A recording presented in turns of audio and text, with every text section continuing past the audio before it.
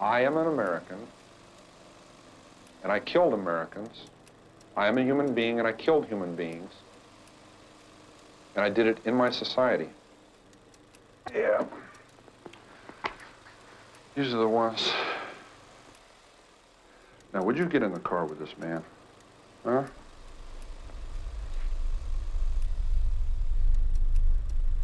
The state has made me much more credible as a human being.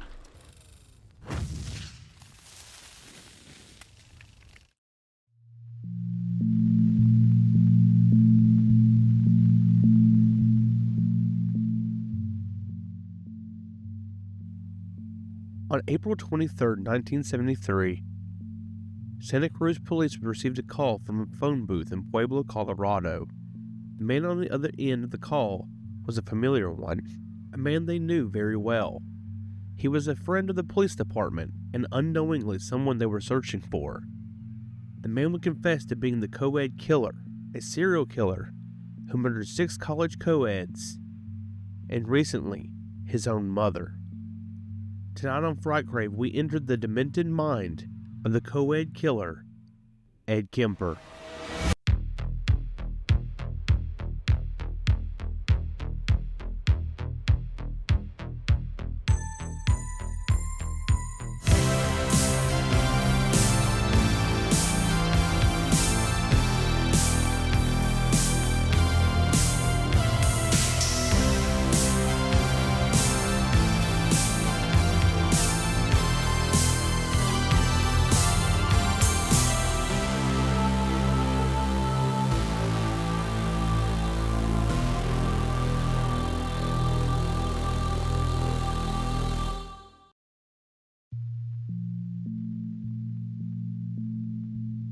Before we get to that fateful night in 1973, we must take a look at the life of Ed Kemper.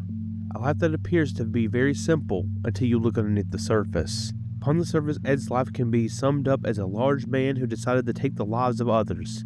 Underneath, you will see a time bomb of a person who through a troubled childhood would go off twice and develop strange and violent characteristics along the way. We got a special look within his life due to the analysis of many investigators and even himself. Ed would often analyze his own motives and crimes in future interviews. The question in the story of Ed Kemper is, was his crimes a product of his environment, or was he simply born evil? If he had not had an incredibly domineering and abusive mother, would he have still killed? Without further ado, let's attempt to answer these questions and more as we analyze the life of Ed Kemper. I was raging inside. There was just incredible energies, positive and negative, depending on a mood. That would trigger one or the other. And outside, I looked troubled at times. Other times I looked moody. Other times perfectly serene. Edmund Emil Kemper III was born on December 18, 1948 in Burbank, California to parents Clarnell and Edmund Kemper Jr. As stated earlier, Clarnell was known as a very domineering woman. She would often mock and make fun of her son in public, deeply humiliating him. By the time Ed was 8 years old, Clarnell was forcing him to sleep in a dark cellar with only one exit, which the kitchen table often sat upon. Ed's parents separated due to his father not being able to handle Clarnell's domineering ways. At this point, Clarnell couldn't stand her own son due to him being a constant reminder of her failed marriage. After the departure of Ed's father, he was once again forced to stay in the cellar. This time, however, Clarnell forced him down there because she feared he would molest his own sisters. Ed responded violently to this by killing the family cat. He buried the animal alive just to dig it back up and decapitate it, and placed the severed head onto a stick. He had begun taking his sister's dolls and removing their heads, both startling precursors to his violent crimes. Ed and his sister often played a very strange game together called Gas Chamber. Ed would pretend to be tied up by his sister so she would hit a switch and gas her brother to death. This would not be the end of Ed's odd behavior, however. His sister would often playfully tease him for having a crush on his second-grade teacher. She asked her brother if she wanted to kiss his teacher, for which he responded with, "If I kissed her, I would have to kill her first." Ed even claimed to have gone to his teacher's home, armed with a bayonet, and fantasized about killing her while watching her through a window.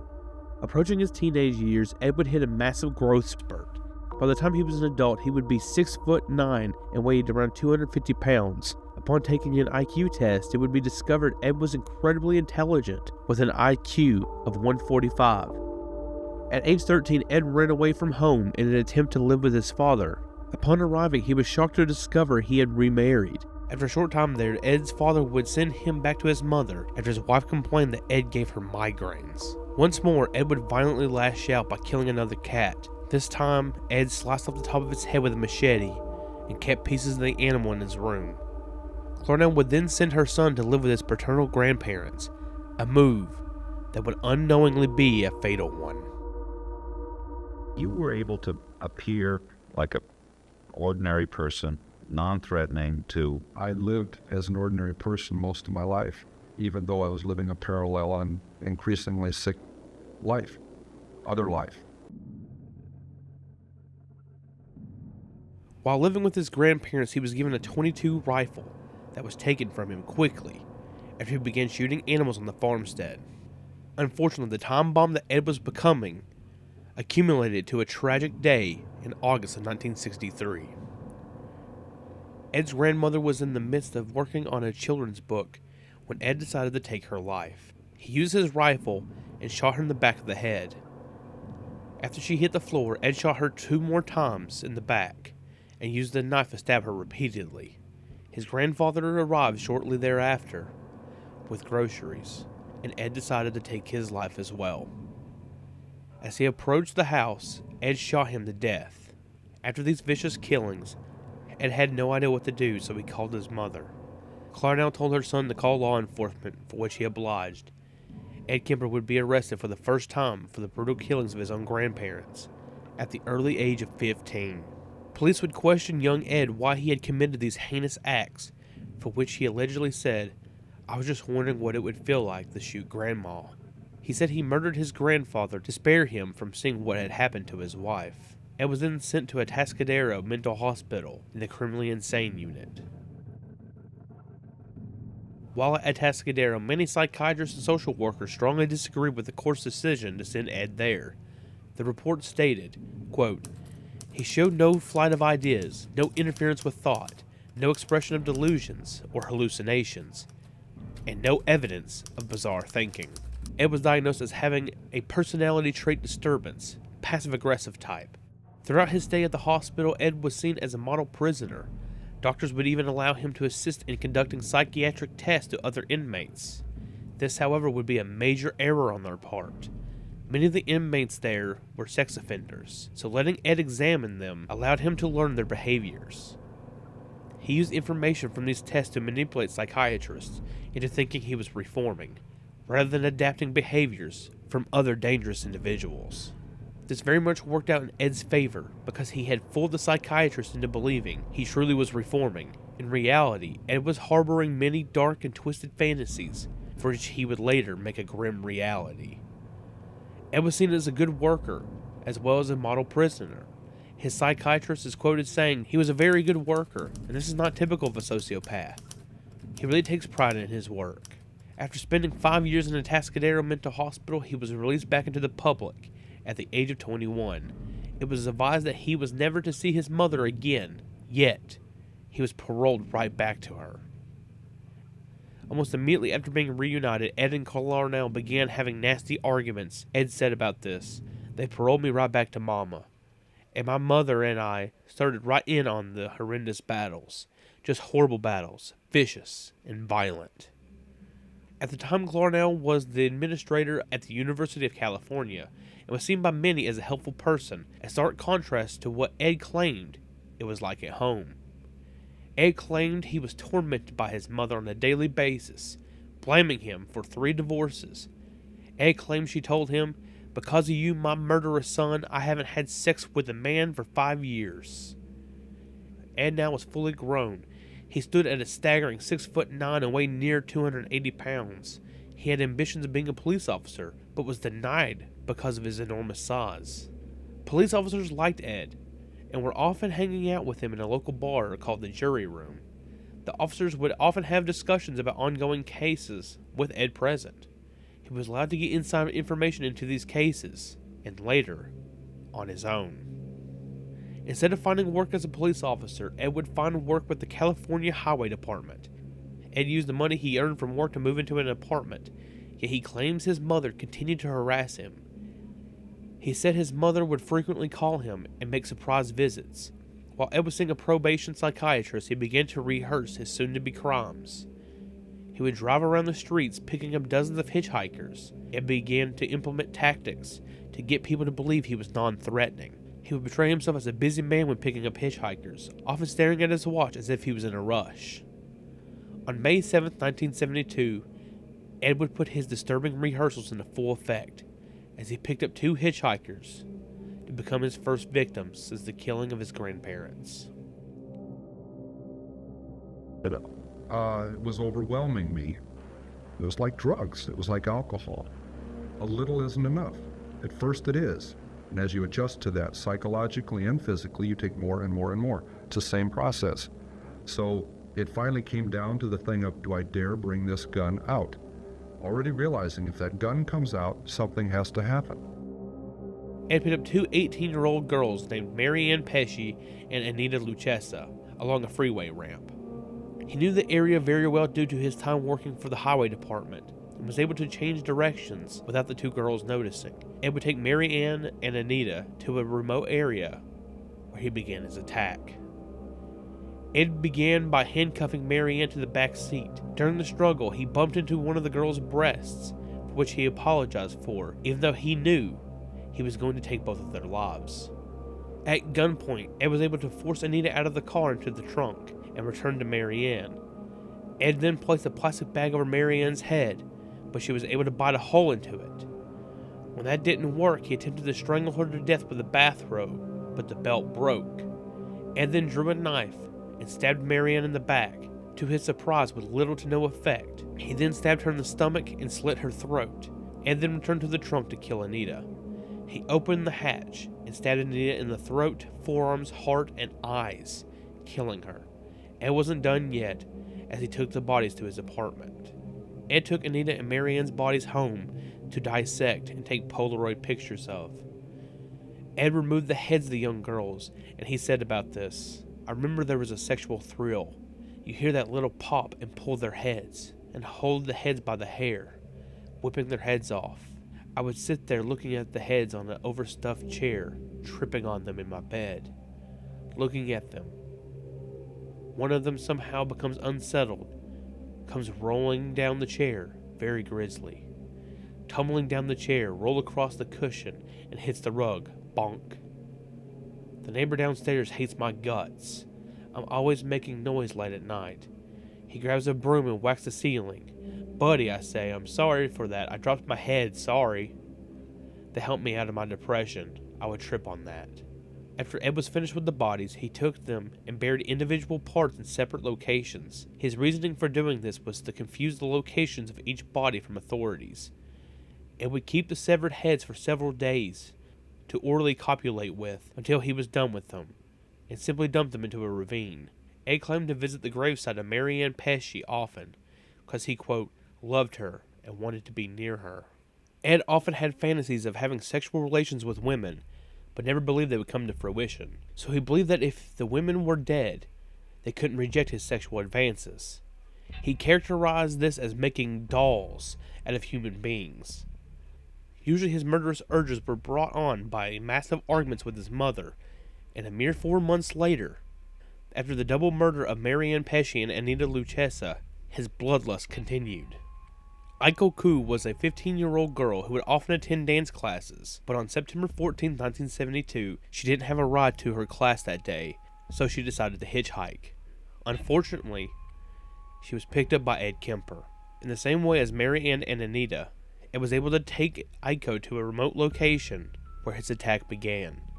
Ed pulled a gun on her, and for an unknown reason, left the car, but accidentally locked himself out. Ed was able to convince the young girl to let him back in, saying he was not going to harm her.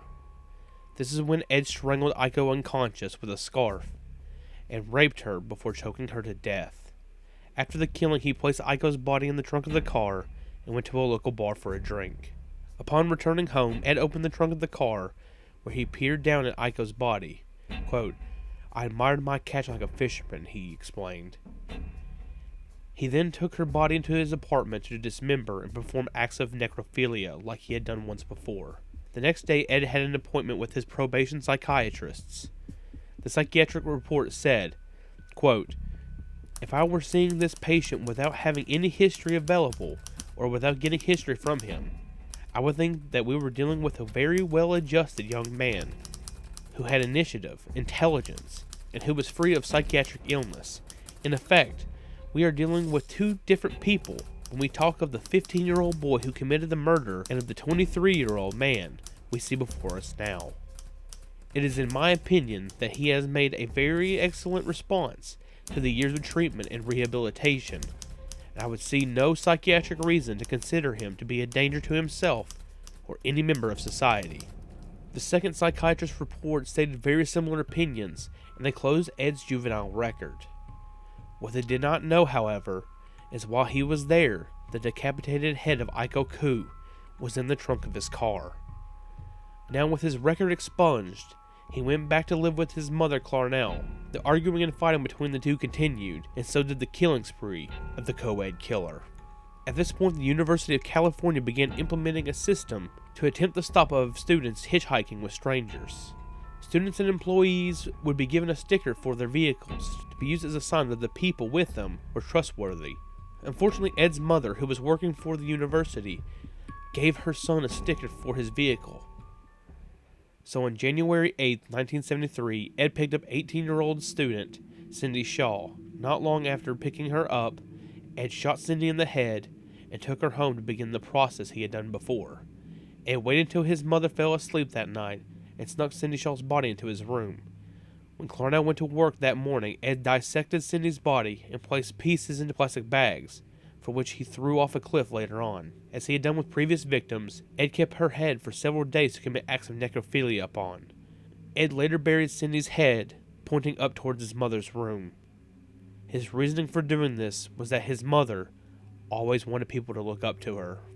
At the same time as Ed was committing his crimes, police in California were dealing with a second serial killer in the San Francisco area. Herbert Mullen was a murderer who killed 13 people, claiming God instructed him to kill to stop earthquakes. Mullen and Kemper's crimes occurring in the same area made it extremely difficult to profile either man. Among other crimes happening in this area, this would make San Francisco the murder capital of the country at the time.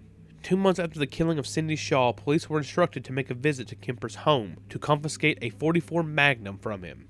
When the officers arrived at the scene, Ed was lying across the seat of his car, reaching the passenger side. One of the officers asked Ed for his gun, and he attempted to raise up out of the seat. The officer described him as getting out of the car, and getting out of the car, and getting out of the car, due to Ed's massive size. Ed was unsure which gun the officers were talking about, whether it was the .44 Magnum or his .22 pistol, which was one of his murder weapons. As they went to the trunk, Ed made sure which gun they wanted by talking about the size of the firearm. Ed went to grab it, but the officer stopped him, so he could grab it himself. The officers retrieved the .44 from a blanket in the trunk, and they soon left. Upon questioning him after his arrest, Ed told the police that if the officers had not been on each side of the vehicle, he may have shot them to death. Within a month after the encounter, Ed would once again further his body count by committing another double murder. On February 5th, 1973, Ed picked up 23-year-old Rosalind Thorpe and 21-year-old Allison Liu from the University of California. Earlier on in the day, Ed and Clarnell once again had a vicious argument, so he decided he was going to kill again. Not long after picking the women up, he slowed the vehicle down to a crawl and distracted them by talking about the view from where they were at. Soon after, Ed shot Rosalind, who was in the passenger seat. He then turned around and shot Allison Liu 3 times. One went through her hand as she went to protect herself. The second bullet grazed her head, knocking her unconscious, and the third one went through her forehead. Ed then covered the 2 girls with a jacket and a blanket and went to leave.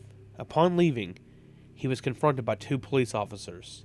The officers looked in at Ed, who was simply giving them a tired look, and they backed off as Ed went home, with a deceased woman in the front seat and a dying woman in the back seat. Upon arriving home, Ed decapitated both Allison and Rosalind in the trunk of his car and went in for the night.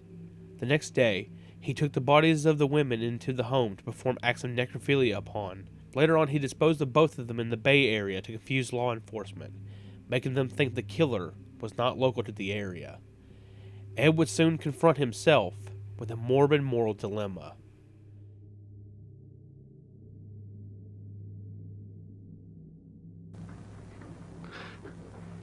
Yeah. And I knew I was going to kill her, you know? And it's so cold, it's so hard. And that's the first time in 10 years I've looked at it that way. I mean, that intensely, that honestly. Because I'm not a lizard, I'm not from under a rock. I came out of her vagina. See? Came out of my mother. And in a rage, I went right back in. Ed had decided he wasn't going to kill college co-eds any longer. He was going to go to the roots of his crimes and began to plan out the killing of his own mother. Every murder in his mind stemmed from the hatred he had for Clarnell, so on Easter weekend of 1973 he decided he was going to go through with it. Throughout the week, Ed was contemplating Clarnell's death, so upon returning home on the weekend, saw his mother lying in bed drunk after a night of partying, reading a book. He walked into her, for which Clarnell supposedly said sarcastically, quote, "Oh, I suppose you were wanting to sit up all night and talk now." Ed simply responded with, "No, good night," and went to his room. Later on that night, Ed returned to Clarnell's room armed with a knife and a claw hammer. He then began his attack. He struck her in the head repeatedly with the hammer, then rolled her over and slit her throat with a knife, and then entered a state of shock due to how vulnerable the woman he claimed tormented him for so many years was. The shock of the situation then left him, and Ed decided he was going to mutilate and defile her corpse. Ed decapitated his mother and raped her body. He then cut her larynx out to throw into the garbage disposal. Ed said about this, quote, "It seemed appropriate as much as she'd bitched and screamed and yelled at me over the many years. The garbage disposal jammed and spit her voice box up repeatedly back at him." About this, Ed said, "Even when she was dead, she was still bitching at me. I couldn't get her to shut up." Ed then spent hours screaming at his mother's head and began to throw darts at her face. Then he decided he wasn't quite done yet, so he called over his mother's best friend for dinner. Ed called Clarnell's best friend Sally Hallett over, and upon her arrival he began to attack. Ed punched Sally in the stomach and wrapped his arms around her head and neck to lift her up. Upon doing so, he broke her neck, killing her. Ed then decided he was going to spend the night with Sally's body in his mother's bed. Early in the morning, Ed decided he was going to leave the crime scene that once was his home. But first he wrote a note for law enforcement. It read, approximately 5:15 a.m., Saturday. "No need for her to suffer any more at the hands of this horrible, murderous butcher. It was quick as sleep the way I wanted it. Not sloppy and incomplete, gents, just a lack of time. I've got things to do." Ed then began to drive aimlessly through Santa Cruz into other states. He went through Nevada and Colorado, driving constantly for days with no sleep. Ed felt as if he was on the run from the police, but in reality, they were not even searching for him. On April 23rd, Ed decided he was going to turn himself into police. He used the phone booth in Pueblo, Colorado to call the police station in Santa Cruz. Upon talking to them, police refused to take Ed's claims of being the Coed killer seriously. It took Ed multiple calls for them to eventually believe he had committed the crimes. And they only did when he provided them with details about the crimes that only the killer would know. Santa Cruz police then had police in Pueblo to arrest and awaiting Ed Kemper in the phone booth. Ed said about his mental state in those moments, quote, "It was very late at night. I was exhausted. I was past exhaustion. I was running on pure adrenaline. My body was quivering, and my mind was slowly just beginning to unravel. I had lost control of my body. I had experienced this in killing my grandparents when I was 15. I just completely lost control of myself." Ed was soon after convicted of 8 counts of first-degree murder. The judge spoke to Ed during the trial and asked him what a suitable punishment for his crimes was. Ed responded with, quote, "death by torture." The court would give Ed a life sentence in prison.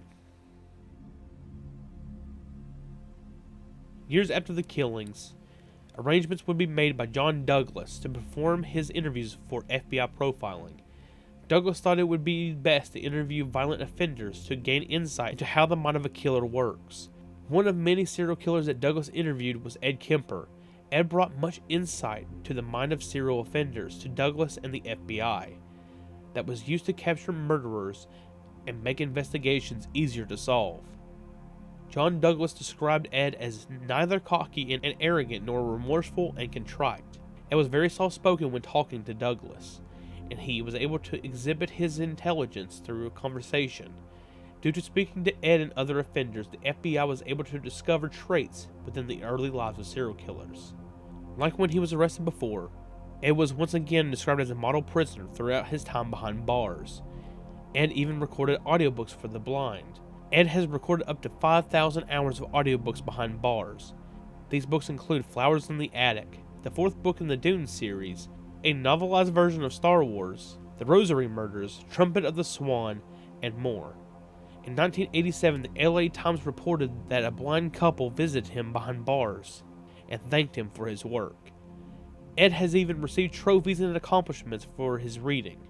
Ed Kemper today is still behind bars. He is in his 70s and serves as a prisoner at the California Medical Facility in Vacaville, California. In an interview, he was asked what he thought when he saw A Pretty Woman Now. Ed responded with, quote, "When I see a pretty girl walking down the street, I think 2 things. One part of me wants to be real nice and sweet, and the other part wonders what her head would look like on a stick." Ed Kemper is one of America's most notorious serial killers. His case makes you wonder, how well do you know people? Who can you really trust with your life?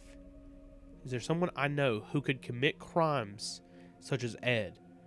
Or is an evil person like him just 1 in a million? Who knows for sure? Stay safe out there, everybody, and good night.